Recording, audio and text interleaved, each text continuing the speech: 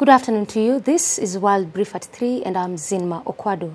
Egyptian President Mohamed Morsi will today meet with members of Egypt's highest judicial body, which has slammed his recent decree slashing judges' authority as an unprecedented attack. The Supreme Judicial Council has criticized the edict from Morsi that, among other things, stated courts cannot change any decision or law he has issued since taking office in June or over the next 6 months until a new constitution is finalized.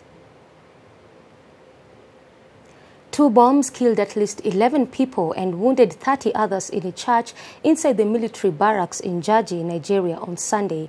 According to the Armed Forces spokesman Colonel Muhammad Dole, a suicide bomber drove a vehicle into the side of St. Andrew Military Protestant Church and exploded it. A second vehicle exploded outside the church several minutes later. There was no immediate claim of responsibility, but the militant Islamist group Boko Haram has frequently carried out suicide bombings in churches in northeastern Nigeria. Boko Haram, whose name means Western education is forbidden, seeks to force a strict version of Sharia law in the Muslim-dominated northern part of the country. The battle for Syria, a nation ruined by civil war, still remains a major concern as the rebels claim to control the military base, as the opposition says they have seized the airport outside Damascus. Turkey has turned against its former ally, asking its fellow NATO members last week for Patriot missiles to strengthen its air defenses due to several deaths in its territory blamed on Syrian forces. The bloodshed has leaked slowly into Lebanon, where there have been deadly clashes between pro- and anti-Syrian factions, and the assassination of a top intelligence official is tied to the Syrian conflict. And in sports, Barcelona continued their unbeaten start to the La Liga season with a classy 4-0 victory at Levante on Sunday night.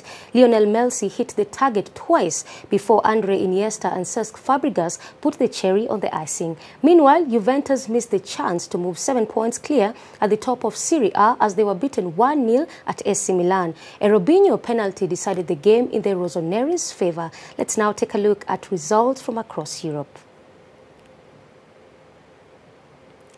Rory McIlroy produced a dazzling performance to clinch the World Tour Championship in Dubai. The world #1 bidded the last 5 holes to beat Justin Rose by 2 shots. Meanwhile, 7-time world champion Michael Schumacher is retiring for the second time after struggling in his return with Mercedes. More in our international highlights. That's all for now. Let's do this again tomorrow. Good afternoon.